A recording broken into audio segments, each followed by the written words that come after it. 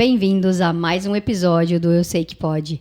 O nosso podcast é sobre histórias reais, que inspiram, que engajam e que conectam. E hoje, para esse episódio, eu tenho o prazer de receber a Cida Gonçalves. A Cida, que já foi estágio, que agora é luthier, que tem uma carreira aí toda especial na área de parapsicologia também. Ela veio aqui hoje para compartilhar conosco um pouquinho da história dela e tenho certeza que vai ser ótimo. Cida, um grande prazer te receber no Eu Sei Que Pode. Muito obrigada pelo seu sim. Prazer é meu e eu que te agradeço, né, pela oportunidade de a gente estar aqui falando um pouquinho, compartilhando histórias e compartilhando principalmente filosofias de vida, verdade, ideais, né, que pode contribuir com algumas pessoas que nos ouvem aqui e também, às vezes, até a gente, né, revendo algumas histórias, vai ressignificando, lembrando. Isso é muito então, forte. É muito show isso.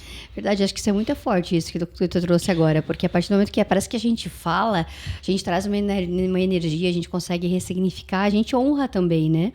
Porque nós somos hoje resultado das crenças, das vivências, dos desafios e das oportunidades que a gente vai superando aí ao longo da vida. Sim. Então, faz muito sentido, viu? É muito bacana ver o podcast e pensar no Eu Sei Que Pode dessa maneira. Obrigada aí pela perspectiva. Não, e esse nome, gostei muito, Eu Sei Que Pode. Eu gostei bastante, ele é bem inspirador. Ele é inspirador, verdade. E tem sido assim, né? Ao longo dos episódios, a gente tem sentido muito isso, a força das histórias e o quanto elas realmente têm esse poder de empoderar, de inspirar, e de motivar outras pessoas a olharem para suas histórias de formas diferentes também. Então, realmente tenho certeza que o nosso bate-papo já começou bem. Cida, vamos falar de histórias. Então, por favor, me conte a sua história, me conte onde você, das suas origens, como é que você começou com essa tua trajetória, tanto profissional, mas também provavelmente linkada aí por um objetivo pessoal. Conta pra gente. Então quando começou a falar as tuas origens, já me veio lá na infância, né? Boa. Alguns momentos assim da minha infância que revelavam já, né, a pessoa que provavelmente eu seria, né, no futuro. Então eu sempre gostei muito de cantar. Sério? Né? Sempre fui de participar de tudo, né? Então já começava participando de coisas para cantar, né? Cantava no coral, cantava na igreja, cantava. E também isso aflorava bastante assim o espírito de liderança, né? Nas atividades que eu fazia. E logo em seguida que eu comecei minha carreira profissional, logo em seguida não, fiquei 12 anos numa grande empresa, né? Na época era Consul, Whirlpool, hoje. Super tradicional aqui em Joinville. Sim, daí já tive vontade de empreender, né? Comecei a minha empresa com 27 anos, né? E qual é a sua formação de base, Cida? Eu fiz pedagogia, porque o meu objetivo, na verdade, era fazer psicologia. Mas Joinville, na época, não tinha nenhuma faculdade de psicologia. E tinha pedagogia na área de orientação educacional. Então, eu pensei, eu estou na indústria, mas eu acho que essa área é mais próxima da psicologia, né? Porém, ao conviver na época com o pessoal da área da educação, né, muitas mulheres que já estavam se aposentando e tal, eu comecei a ver que não era bem aquilo que eu queria para mim em termos da área da educação. E aí fui ficando na indústria. Quando fui para a indústria e fui para a área do direito, na área de marcas e patentes. Fiquei 5 anos em áreas administrativas, gerais, engenharias e tal, e depois fui para a área de marcas e patentes. E ali comecei a gostar muito disso. Aí saí de lá, abri o escritório, fui fazer direito, e assim foi. Caramba, Cida, que legal. E ali surgiu, então, esse viés de marcas e patentes, de cuidar da questão da propriedade intelectual? Sim, daí eu aprendi ali, né? Só que aquele universo era assim, proteger marcas de refrigeradores, ar-condicionado, etc. Viés bem técnico, né? Eu disse, não, eu quero mais, eu quero aprender outras áreas, né? E a área de patentes sempre me encantou muito, porque todo dia você via uma novidade, todo dia você via uma inovação diferente, uma coisa diferente para proteger. Então, aquilo me encantava demais. E eu vinha de dentro das áreas de engenharia, via aquilo todo dia, né? Então, quando eu fui abrir o escritório, as duas áreas me encantavam, que eram marcas mais patentes, sempre foi uma coisa muito interessante assim, para mim. E aí abri o escritório aqui não tinha, né, escritórios especializados, assim, que tinham profissionais, engenheiros, advogados. Então, isso para mim foi um grande desafio, Uma mulher sozinha com 27 anos de idade, Caramba, há 35 anos atrás. Nossa, disruptivo, eu diria. No mínimo disruptivo, assim. Sim. Então, foi isso. Meu início de trajetória, nunca tinha... Não sabia como é que era ser um empreendedor. Uma empreendedora, não sabia. Você saiu daquele mundo daquela corporativo. bolha e fui para a área de empreender. Aí fui conhecer a CIJ, a Jorpem, me encontrei muito dentro da Jorpem, porque era pequenas empresas, né? Então, ali eu fui aprendendo com outros empresários e dentro da CIJ também, muitos clientes a gente fez ali, né? Pela confiança de estar próximo. Aí ali comecei a ver o que era empreender, aprendendo com outros empresários, né? Sim, que bacana esse suporte, né? Mas era assim, era eu de mulher, normalmente, nas reuniões, e mais uma lá, meio perdida. E daí assim nasceu o estágio? Assim nasceu o estágio. Uhum. Que legal, Cida. E assim, e me conta, assim, né? Como é que foi esse crescer como a empresa, né? Esse tomar alcance, porque a Estágio é reconhecida como durante muitos anos, realmente uma empresa muito de referência aqui na cidade, né? Então, com uma mulher muito forte à frente. Como é que o negócio foi desenvolvendo, assim, né? Você pode contar, então, com a inspiração de outros empreendedores, mas, assim, a questão de composição de equipe, de conquista de clientes, assim, como é que você viveu isso tudo? Então, jovem, né, saindo da tua bolha, como você mesmo disse, né? Enfim, como é que foi esse processo? Aprendizado todo dia, né? E isso acho que é uma coisa que me moveu a vida toda. Sempre gostei muito de aprender coisas novas. E no início bem na raça e na coragem, né? Sim. Então, assim, não sabia recrutar, não sabia nada, né? Mas sempre tive a graça, eu diria assim, né? Sou grata por isso, de ter pessoas boas ao meu redor, assim, né? Sempre pessoas que contribuíram muito, né? Por mais que não ficaram comigo, mas sempre contribuíram. E dali em diante fui crescendo e tal. Quando eu estava mais ou menos com umas 10, 12 pessoas, aí eu já estava meio encrencada. Começou a crescer, o negócio cresceu. Daí tinha que lidar com equipe. E eu sempre fui muito técnica, muito do estudar, mas muito viés mais racional, mais tradicional técnico, né? Não era da área de pessoas. Era totalmente o inverso. Sabia lidar muito mal com pessoas, né? Então, aquilo foi me dificultando. Daí eu pensei, nossa, o que eu faço? Chegou um momento, assim, que é tipo quase crise da adolescência, de empresa também tem isso, sabe? Tem os ciclos, tem os ciclos, é verdade. Aí eu disse, não, ou eu vendo, né? Ou eu arranjo mais pessoas para me ajudar. O que eu vou fazer? E aí comecei a estudar essa área de pessoas e tal, e aí que eu caí dentro da metanoia. Sim. Né? Fui conhecer através de um amigo que tinha feito metanoia, e aí ele me falou da metanoia, Décio Marcelino, não sei se tu chegou a conhecê-lo. Décio. Aí eu fui fazer metanoia, né? Tinha 2 sócios na época, 3. Convenci meus sócios, né? Era bem caro para uma empresa pequena na época, sair daqui para São Paulo todo mês e tal. Disse, não, mas eu vou fazer, ou vai ou racha. É um movimento de coragem, tipo, vou fazer isso virar. E essas coisas eu sempre fui muito assim, de meter a cara e corajosa. Eu não olhava lá pro saldo de caixa, assim, eu olhava pro fluxo de caixa. Com esse fluxo eu consigo pagar? Consigo. Mesmo que eu não tivesse muito saldo lá no banco, eu ia, né? Aí eu fui, e eu acho que foi a melhor coisa que eu fiz na vida, né? Porque mudou o meu modelo mental de ver a empresa. Daí depois eu fui fazer outro processo que chama PIC, também de autoconhecimento, porque daí era para o líder. A metanoia era para o negócio, lógico que para o líder, mas o PIC era para direcionado para a liderança. Para eu mesma, né? Problema de liderado é de líder. Então, o que o meu, como líder, tinha que entender de gente, né? Aí fui fazer o PIC. E dali tudo começou o autoconhecimento. Que baita jornada de porque é o descobrir, né? Eu acho que você tem uma frase que eu gosto muito que traz, né? Você reconhece aquilo que você conhece. Então, exatamente. O autoconhecimento é transformador. E conseguir, mas olha que vertente, né? Porque quando a gente pensa na área de marcas e patentes, realmente, né? Você precisa de um conhecimento técnico muito profundo. Sim. Muito consistente. Muito estudo. Sempre estudei muito a parte de legislação, né? Então, isso traz um olhar mais técnico. Quando eu fiz direito, já foi para complementar tudo isso, né? E o direito, ele te deixa mais não rotulando, assim, mas ele te deixa mais rígido no sentido de seguir regras, tudo tem muita processos, regra, padrões, né? Enfim. E quando você fala de proteger, né, aí você protege a riqueza de outras empresas, de outras pessoas, né? O que é um bem, né? Vamos falando de marca, né? É um bem que ele é intangível, né? Sim. Ele tem sim o seu valor, né? Você consegue medir o valor de uma marca, mas para quem é dono, ele é intangível. Não, da mesma forma que uma patente, um filho, um projeto. Né?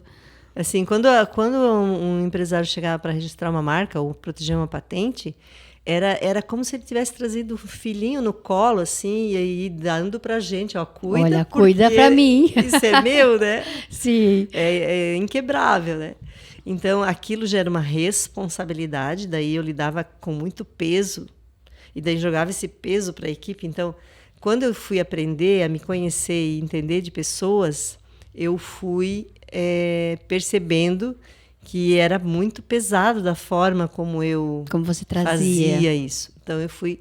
E aí eu descobri que eu gostava de lidar com pessoas. Não era aquilo que eu pensava de mim mesma, né? Que eu não gostava. Não, é que eu não sabia, mas eu gostava. E a partir do momento que eu fui aprendendo, eu fui gostando e me apaixonei. Caramba! E na minha opinião, né, a gente falando disso, né, você trazendo esse insight de que a pessoa realmente é como se ela trouxesse o seu filho, a sua riqueza, você precisa olhar para aquilo com empatia. É mais do que o olhar técnico, né? É um compromisso, mas é um compromisso com amor, porque é o abraçar, né, aquele projeto, abraçar aquela sonhar ideia, junto também. Sonhar junto. Sonhar junto, porque muitas vezes você tinha que dizer para ele que, olha, não era possível. Uau. Mas e daí? Como que eu vou dizer isso para essa pessoa que está apaixonada por esse filho aí, né? Então era bem desafiador.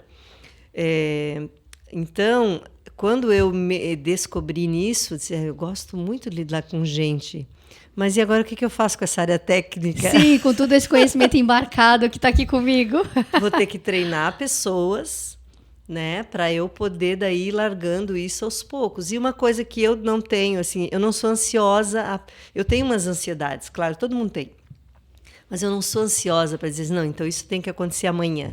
Aí eu fui planejando na minha cabeça como eu ia fazer isso, para daí um dia, quando daí também já tivesse estudado mais ainda, pudesse migrar, né? Entendi. Da minha área técnica para uma área mais de pessoas, uma área que tivesse esse viés aí de gente, de desenvolvimento. E eu te conheci em algumas, vamos falar assim, de algumas facetas, né, Cida? Quando nós nos conhecemos lá atrás, e nós nos conhecemos, eu imagino que até através do Metanoia, que era essa metodologia de gerir uma empresa a partir de uma outra mentalidade, um outro modelo mental mesmo, né? Pensando em pessoas, clientes e resultado, né? Então, trazendo a importância desse equilíbrio em todas as frentes. E foi realmente uma grande oportunidade de desenvolvimento. Como é que é? Resultados, equipe comprometida, e né? Mais clientes fidelizado. Isso mesmo. É isso aí. Então, uma forma muito diferente de ver resultado do que o modelo tradicional de se analisar um DRE, de se analisar meramente um indicador, né? Então, realmente, acho que foi uma fase, né? Acho que foi um movimento de ressignificação, eu diria, para você ser e viver uma empresa. Na minha vida também, como líder, né? Foi um movimento bastante transformador. E trago isso porque é um insight realmente que desperta para que a gente olhe para o outro e para a gente de uma outra maneira. Então, eu te conheci nessa vertente, como a Cida da Estágio, né? E depois, um tempo depois, eu pude te conhecer numa outra vertente, numa outra faceta totalmente diferente.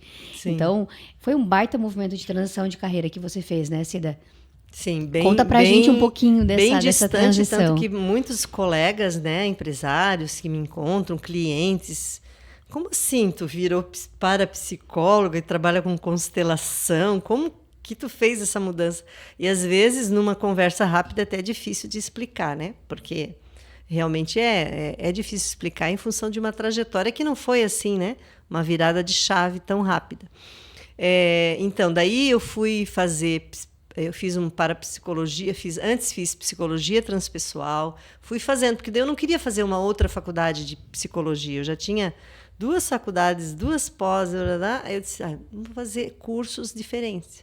Aí eu fiz uma pós em psicologia e fui fazer parapsicologia clínica. E daí que caí também logo paralelamente num curso de constelação. Aí fui fazendo vários cursos, constelação organizacional, constelação familiar, todo tipo de peguei diferentes mestres também para poder entender melhor, né, as várias facetas, né, da constelação. E hoje eu adoto a filosofia sistêmica, que não é, vamos dizer assim, uma linha específica de constelação, porque eu vejo que a vida toda, se você tem um viés sistêmico de olhar, muda totalmente a forma como você olha. Então, em tudo que eu faço hoje, na parte de gestão de pessoas, ou na parte de mentorias, ou na parte de terapia, eu utilizo, né, a filosofia sistêmica, a inteligência sistêmica para poder olhar para cada questão. E isso muda totalmente a perspectiva, a forma de ver, com certeza. A forma de olhar muda, né? O olhar do observador muda o observado. A partir do ponto de vista, né? Claro. Que massa. Se daí, assim, para a gente situar, né? Então, ou seja, hoje, em que momento você está? Porque daí, a Cida que era da estágio, enfim, fez primeiro esse que movimento. Estágio já não é mais estágio. Então, conta isso pra gente, né? Então, esse movimento, e que papel você exerce hoje? Hoje você está conseguindo, você está direcionada para esse movimento mais terapêutico, mais de atendimento clínico, ou você ainda está nesse movimento de equilíbrio entre o ser uma empreendedora num modelo de negócio, enfim, numa empresa mais tradicional, e trilhando esse caminho, né, de abrir espaço, de trazer a tua marca, de trazer a tua proposta de trabalho? Como é que você tem feito isso? Então, como eu estava indo totalmente para a linha terapêutica, né? A gente tinha feito uma sucessão profissionalizada e estava totalmente indo para a linha terapêutica. Quando, de repente, a Estágio resolveu fazer uma união com outro escritório, que era conhecidos nossos, amigos nossos também, tudo da mesma área. E nessa união eles, Cida, mas aí a gente vai precisar de ti, porque a equipe vai dobrar, mais que dobrar. Como que a gente vai dar conta de manter a filosofia, manter a cultura, né? E a gente precisa de uma pessoa para cuidar dessa parte, da cultura, da filosofia e tal. Aí, bom, eu adoro o desafio. Então, assim, mesmo que eu ficasse, meu Deus, mas eu já estava indo para lá. Como assim? Agora eu volto aqui, para cá. Volto. Só que num viés totalmente diferente, uma equipe maior, espalhada pelo estado inteiro. Agora a gente está até fora do estado. Aí eu disse, tá bom, mas eu só quero fazer isso aqui. Eu não me incluo em nada técnico, porque eu só vou fazer essa parte de pessoas e desenvolvimento das pessoas. E nada dessa parte de RH, essa parte burocrática de RH, essas coisas, eu não quero nada disso. E aí eles falaram, tudo bem, pode ser assim. Então tá. Abraçaram o teu modelo. Daí eu fiquei, assim, uma parte, eu estava fazendo a parte terapêutica, continuei fazendo, só que daí bem mais seletiva, por causa do meu tempo, né? Seletiva no sentido de entender primeiro o que a pessoa queria, se queria mesmo, daí eu ia atender, né? E na empresa eu fui estruturando essa parte e ampliando, porque a parte do escritório que veio, né, dessa união, a parte da Estágio tinha cultura e a outra não tinha. Então a gente tinha que fazer toda essa transição aí.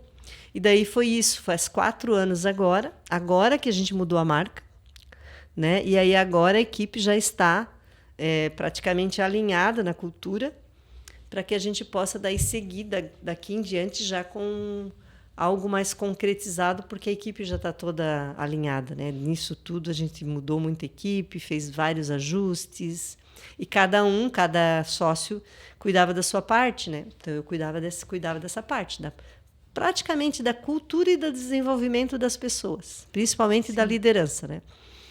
A importância de ter bons líderes faz toda a diferença para você conseguir manter cultura. E aí eu digo assim, eu virei uma terapeuta organizacional. Por quê?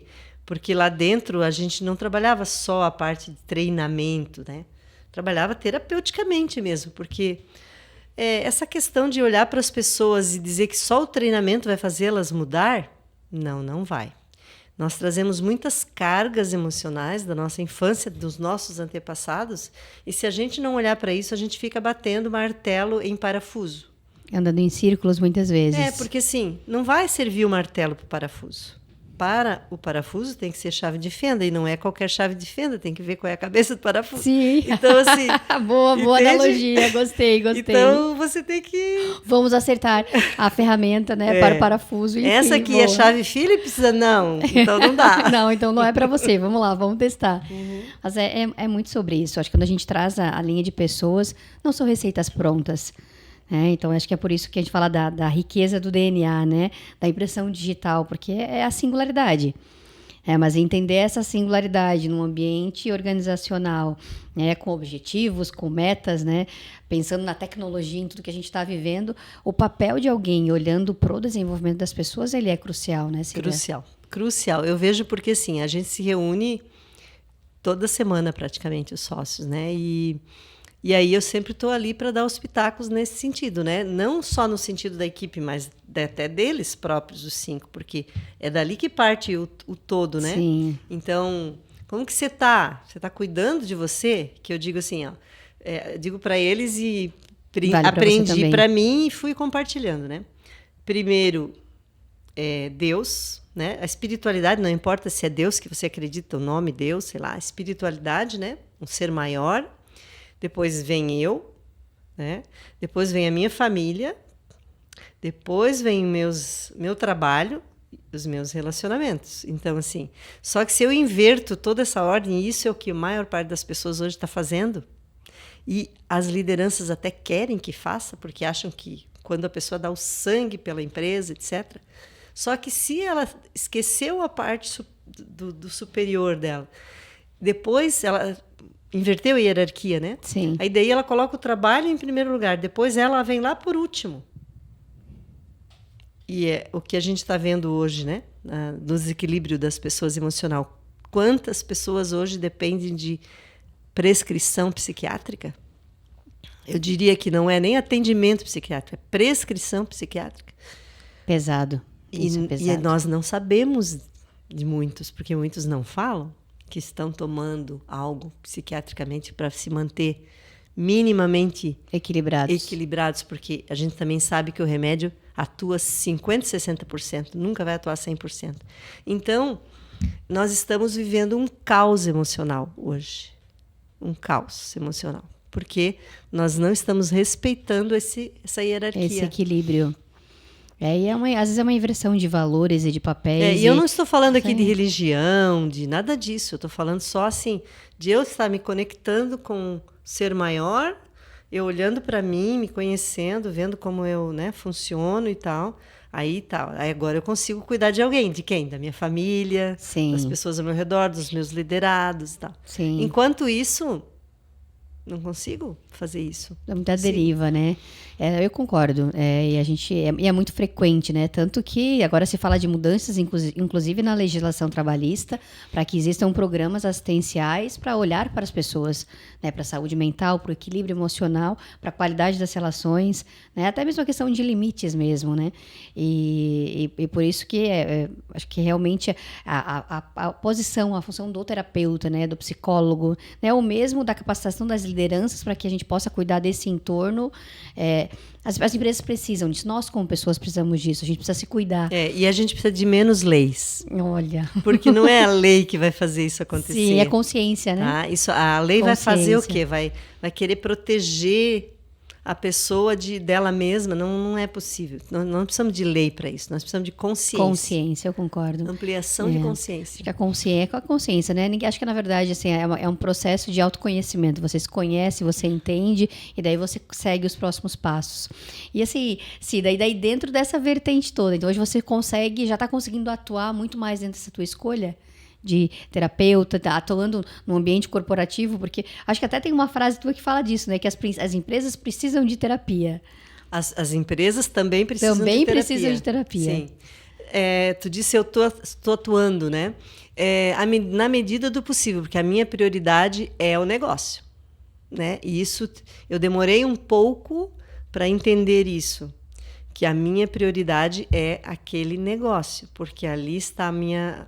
vamos dizer assim, o meu maior legado, a minha responsabilidade e dali saem muitas famílias, muitas pessoas, né? Os líderes. Responsabilidade. E isso também me traz pessoas para trabalhar. Normalmente dali vem gente indicada, etc. Daí eu vou encaixando os meus horários, etc., no que eu posso. Mas eu gosto muito de fazer esses atendimentos, mas eu também gosto muito de fazer esse trabalho de desenvolvimento de pessoas, né? Porque eu vejo que dentro das empresas as pessoas passam muito tempo dentro dos negócios. Verdade. Passam muito tempo ali dentro. Então, se elas não tiverem um mínimo de estrutura para se equilibrar, a consequência disso é para a sociedade como um todo. Né? Ela reverbera, com certeza. Você falou um pouquinho de legado, né? Pensando em legado, me traz muito as pessoas que estão por trás das empresas e das marcas, né? E a gente falou bastante da tua vida profissional, assim, né? Mas quem é a Cida por trás das marcas? Por trás da Estágio, por trás da Luthier, por trás desse papel hoje de terapeuta organizacional? Quem é a Cida, né? Fala um pouquinho dessa base. Você trouxe algumas coisas de competências, de características que são suas, né? Fala um pouquinho pra gente como você hoje traz, né, esse papel aí para tudo que você vive.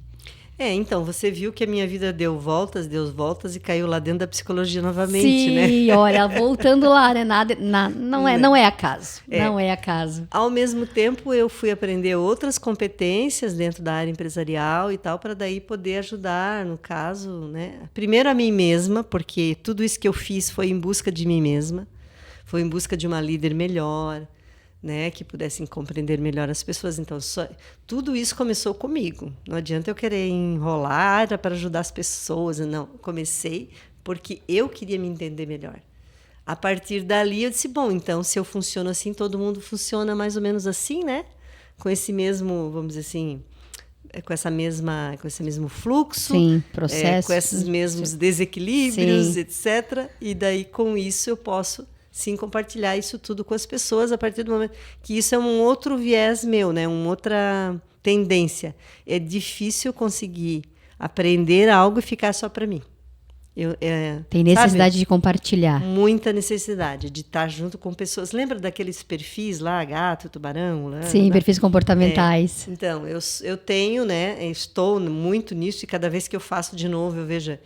Eu sou gato e águia. Eu sou muito de ter ideias, viajar, visionária, querer saber como que pode resolver isso, ver lá na frente uma tendência, mas também sou muito de conectar, estar junto com pessoas. Então, e mesmo na época de pandemia, Cida, como é que você virou no digital? Tranquilo, desde que tem uma pessoa do outro lado para eu conversar. Estou sentindo que a minha mensagem está chegando. Tá bom. É isso. Não tenho problema de ser presencial, não ser presencial. Tudo certo. O que for possível, né? Naquele momento. Então, isso para mim, eu me adaptei bem depois da pandemia. Tem pessoas que não conseguiram, mas para mim, tranquilo. E aí, por ser assim, o autoconhecimento foi algo que me moveu. E, a partir daí, o compartilhar também era automático. Então, dificilmente eu não tenho um projeto, não tenho algo que eu estou incluindo aquilo tudo que eu estou aprendendo dentro do projeto. Então, sempre eu estou fazendo alguma coisa para compartilhar. Então, eu sempre fui de aprender. Adorei, nunca parei de estudar. E você Mas canta o meu ainda? estudo nunca é assim, profundo lá, tipo um pesquisador, né, que gosta de ir lá no fundo. Não. Eu aprendo, legal, dá para compartilhar isso, dá para realizar, dá para fazer já algo prático com isso? Ok. Então, já vou fazendo já. E você canta ainda, Cida? Canto. Tu vai cantar pra gente? Será que ela vai cantar pra gente? Só um trechinho. Acho que não. Eu sei que pode. Então, eu canto no coral e eu faço aula de canto privada também, particular também. Nem que seja só para cantar no banheiro, não tem problema. É um prazer. É autorrealização. Para mim é um prazer cantar. Os professores ficam querendo que eu me apresente, mas de vez em quando, tá? Tem a minha amiga lá, a Ana, né? Da Botica, que a gente se apresenta em alguma coisa. No coral, agora ela tem um coral, então eu sempre participo também. Então, a menina que sempre gostou de cantar, ficou muitos anos sem cantar, voltou para a música depois de um tempo. E eu tenho uma filha que já tem 31 anos, né? Também adora estudar, né? Não cai a fruta. Um Geralmente a fruta não cai longe do pé. 42 anos. Nossa, mesmo, já passou 42 anos. Mas que bom, que Sim. bom. Quando a gente não tem, a gente perde essa referência do tempo, é porque a escolha continua sendo sim e tá ótimo, e tá legal, é isso aí. Então, é isso, né? E aí a minha parte de profissional, eu também acho que eu não conseguiria ter uma carreira só a vida inteira, assim. Eu tenho amigos que sim. Agora, final de semana retrasado, fui participar de um congresso da área de propriedade intelectual, que fazia tempo até que eu não ia, mas eles estavam lançando lá um livro de 20 anos, etc. Eu fui. Aí tinha um amigo lá de 80 e poucos anos, sempre na mesma área. Aí eu fico olhando assim, nossa, eu admiro, porque eu não conseguiria. Sim, teu DNA tá isso, esse movimento, essa... É que é da área, redescobrir. Né? Tá sempre inovando e vendo coisas diferentes e buscando, né? E eu acho que... Daí eu me conecto muito bem com os jovens, porque eu gosto de conversar com os jovens, saber as tendências, o que eles estão fazendo, como eles estão... E é um desafio, né? Se fala muito desse desafio das novas gerações, é uma outra forma de se conectar, de se motivar, de engajar as coisas, de engajar nas coisas. Tem pessoas que dizem que, nossa, porque os jovens não querem mais nada com nada. Não, gente, vocês estão enganados. Eles só vêm diferente da gente. Vamos mudar o ponto de vista. Só mudaram a forma de ver as coisas, mas eles são muito engajados, só que eles não querem mais nada engessado, né? Como a gente antigamente tinha, tudo muito dentro das caixas. E acho que as gerações vão trazendo isso, né? A mudança de percepção, de modelo mental, de forma de se engajar. Ele já vem com esse chip. Nós precisávamos trocar o chip. Eles não, já vem com o chip ele já integrado, vem com o chip, né? Boa. Então, boa. E eu acho isso maravilhoso, né? Eu ainda quero renascer nesses chips novos aí. Viver ainda outras experiências. Assim, né? Bom, já não precisar aprender o digital, querer já nascer digitando com 2 dedões. Nossa. Outra assim, eu tenho um filho de 9 anos também, né? Uma menina de 5. Nossa, eles vão um baile.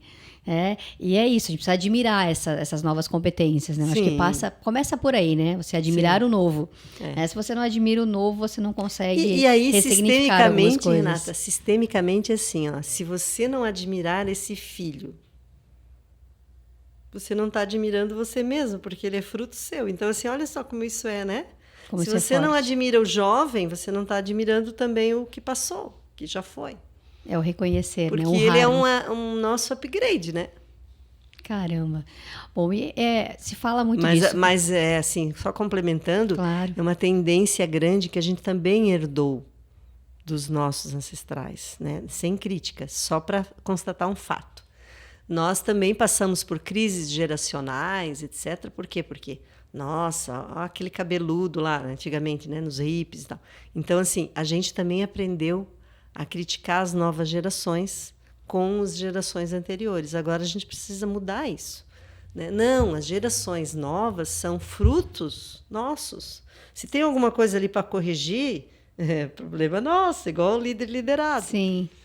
Né? Siri, trazendo um pouquinho de clareza assim, para quem está nos ouvindo com relação ao teu trabalho, né? Pensando que as empresas também precisam de terapia. Né? Você pode exemplificar para nós um pouquinho assim, de algumas frentes que hoje você consegue entregar, né, dentro desse teu trabalho corporativo, ou mesmo da experiência que você vive, né, lá na sua empresa? Então, às vezes existe um conflito ali de equipes, né? Muitas vezes você percebe egos ali, né? Em conflito, porque cada pessoa quer ter razão, né? Então, você pode constelar aquelas questões, você pode fazer conversas, né? Que não é aquele nome que a gente usa outros nomes lá, mas as conversas que a gente declara o que é que está pegando. Então, assim, a terapia que eu digo é isso, né? Boas conversas, declaradamente, declarar expectativas. E muitas vezes, quando algo é mais profundo emocionalmente, ou às vezes até transgeracional também, porque as empresas também têm isso, você pode até fazer constelações também sistêmicas a respeito de questões que estão pegando. Um cargo que nunca para uma pessoa. Às vezes é alguém que já esteve naquele cargo que não foi reconhecido, que foi excluído. E aí aquele cargo vira que sempre que tem alguém naquela função ali, não fica. Não consegue se fazer parte, daquela área, daquela função. Pode ser feito até uma constelação também. E eu vejo que muitas das coisas se resolve na parte de comunicação, né? Qualidade da comunicação. Qualidade da comunicação, mas principalmente porque existem muitos melindres. Não se fala o que precisa ser falado. Né? Nós temos uma cultura assim, né? O mexicano, o brasileiro, os latinos têm um pouco essa cultura de não ser tão diretos, assim, né? De não falar as coisas que têm que ser faladas, porque aquela coisa de querer ser aceito e ser amado. Então, ao invés de eu olhar o fato como um todo e não levar para o lado pessoal, a gente leva para o lado pessoal. E dentro de um negócio, aliás, em nenhuma relação isso serve, mas dentro do negócio piora, porque tem muitas pessoas ali fazendo parte, tem cliente Conflito dependendo daquilo, tem fornecedor dependendo daquilo. Então, é uma rede enorme que tem consequências. Então, você precisa, sim, lidar diretamente com as questões e olhar no olho e dizer. Não é nada pessoal, Renata, mas quando você faz isso, gera aquilo. E aí? Né? Nada como uma boa conversa, olho no olho, e um pouquinho de então, empatia. A terapia que eu digo é isso, né? Porque o que a maior parte das pessoas vai num terapeuta analítico, por exemplo? Ele fica lá, fala, né? Ok. Ele vai para casa, daí ele fica, né?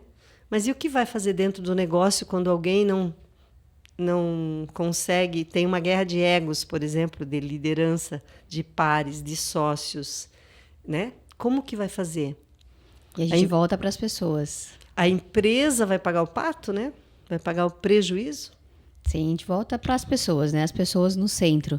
Sim. Eu acredito muito nisso, porque a questão de negócios, de produto, de serviço, acho que existe uma reinvenção, você tem essa capacidade, né? Mas as pessoas vão estar sempre no centro.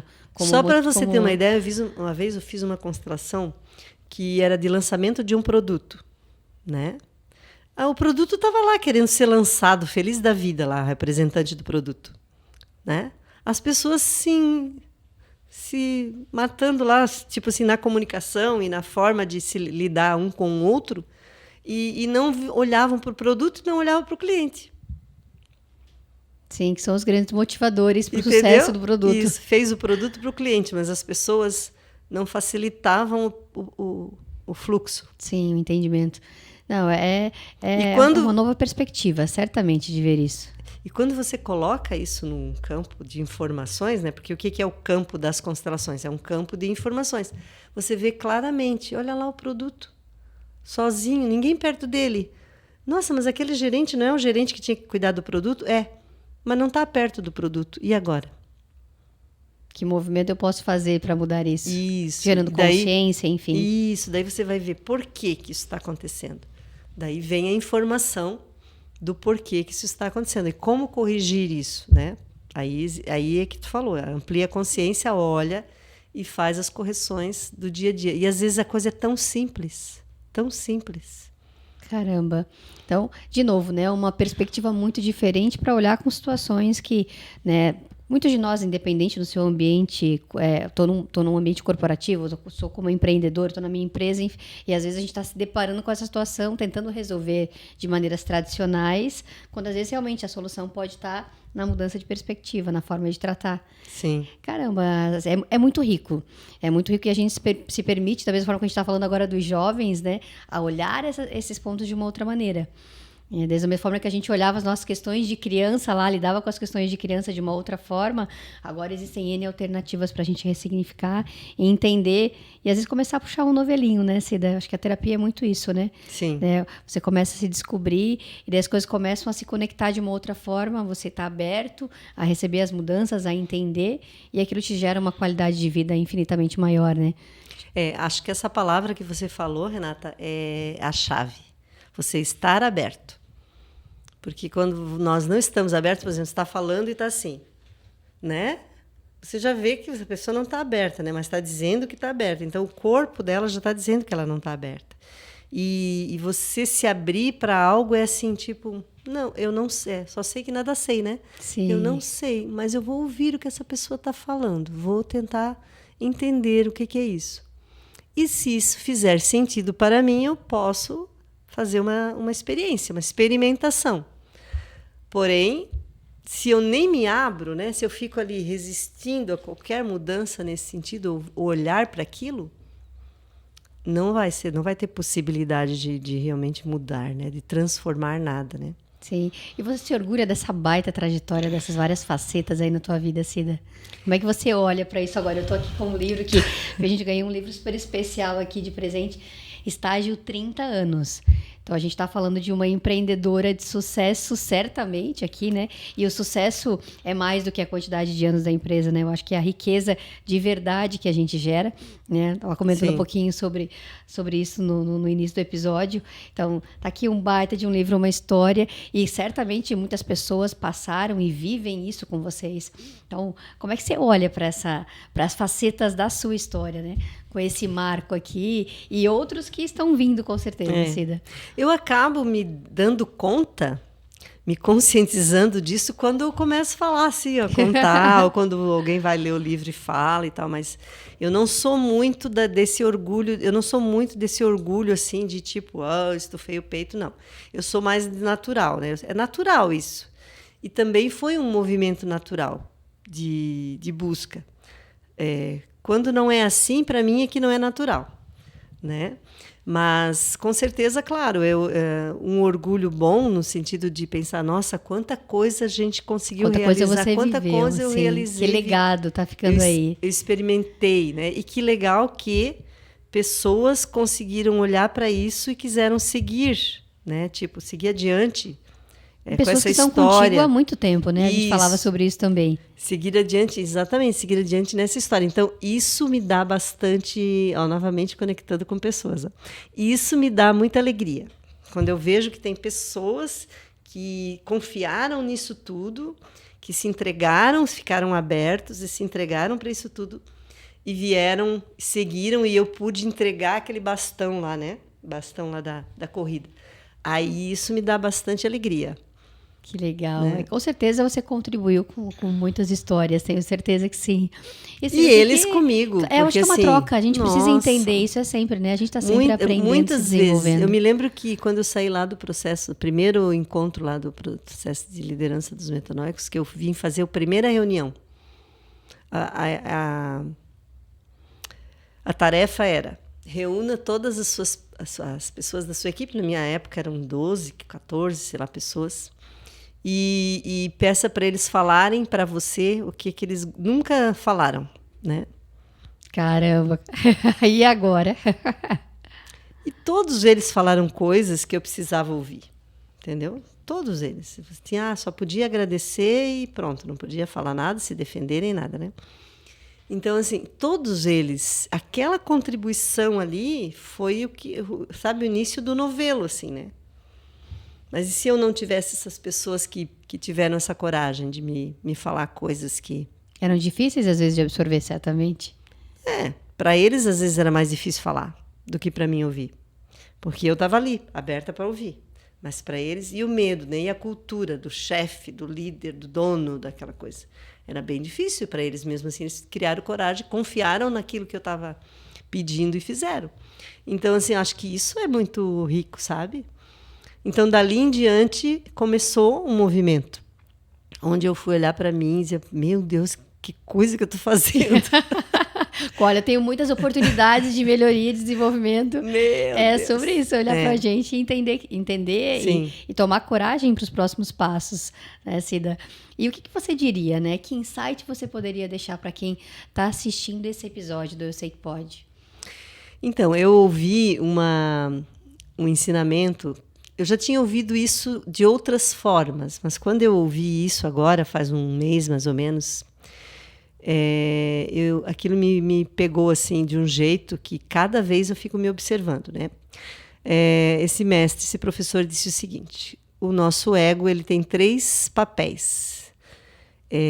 Ou ele está sendo vítima, ou ele está sendo vilão, ou ele está sendo herói. Aí comecei a me observar. Incrível. Quando nós estamos na vítima, no vilão e no herói, só que a questão é se observar, né? É o ego que está agindo em nós. Então, eu gostaria de deixar isso, assim, se observe, né? Quando eu estou me vitimizando, até a coisa assim, nossa, que chuva, né? vítima, né? Mas que coisa, essa rua toda esburacada. Vítima e vilão, porque eu estou querendo apontar o dedo para alguém que tem responsabilidade naquilo ali, né? Quando eu digo, nossa, mas por que fulano não faz tal coisa? Ou não, eu vou dar um jeito nesse negócio lá, sei lá, alguém da família que eu vou salvar, né? Herói. Então, e esses 3 movimentos, às vezes, tomam 100% do nosso dia. Então, olha o desperdício que nós estamos fazendo da vida. Então, aquilo ali me pegou de um jeito que eu... Nossa, como a fórmula de $1 milhão, né? Sim. Que agora 1 milhão nem vale tanto, né? Mas tudo bem. Sei lá, 100 milhões de dólares.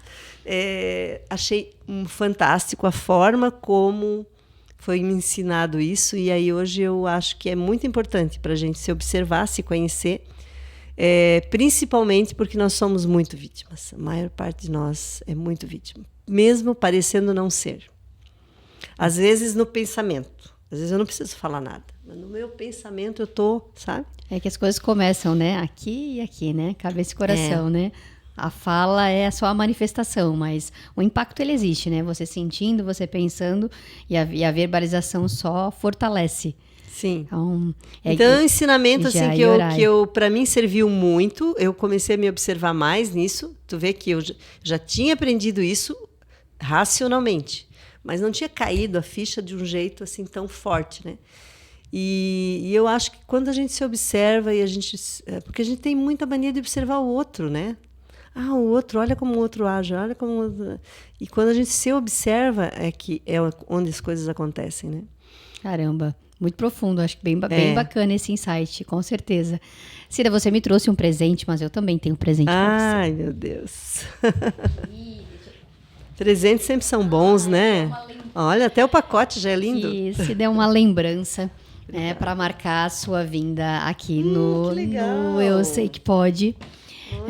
E esse artefato ele fica para lembrar, né, e para associar a inspiração do quanto você Obrigada. Pode. Muito lindo. E parabéns pela marca. A gente está construindo também, ressignificando, reaprendendo. Sim. E voltando para casa, né? Até você trouxe um pouco isso de você voltar a cantar, e eu sei que pode, para mim tem um pouco disso, assim, em alguns episódios anteriores eu contei porque eu queria ser atriz. Quando criança eu queria ser atriz, sabe? Aquela festinha de família, então tinha as apresentações com os primos, e eu sempre gostei muito. Eu acabei caindo na área de exatas e como nada é por acaso, né? Ao longo da vida a gente vai aprendendo, vai se desenvolvendo, mas hoje estar aqui com o podcast para mim é um sentimento de voltar para casa. Eu gosto muito, tenho esse projeto, ele mora aqui no meu coração, então por isso que é sempre tão prazeroso, né, receber as pessoas aqui. Então, muito obrigado por você ter partilhado a tua história conosco. E para você que ouviu essa história, essas facetas da Cida, entender o quanto é possível, né, sair de um mindset muito técnico, se apaixonar pela área de pessoas e encontrar um propósito todo especial para estar na vida das empresas e na vida das pessoas. Curte, compartilha, né, faz essa mensagem chegar para quem ela precisa chegar, porque é muito sobre isso, né? Porque a mensagem ela encontra o caminho, e a gente está aqui realmente como instrumento para fazer isso acontecer. Então, Cida, muito obrigado. Para você que nos acompanhou também, fica aí o nosso agradecimento, porque eu sei que pode, que você pode, que a gente pode.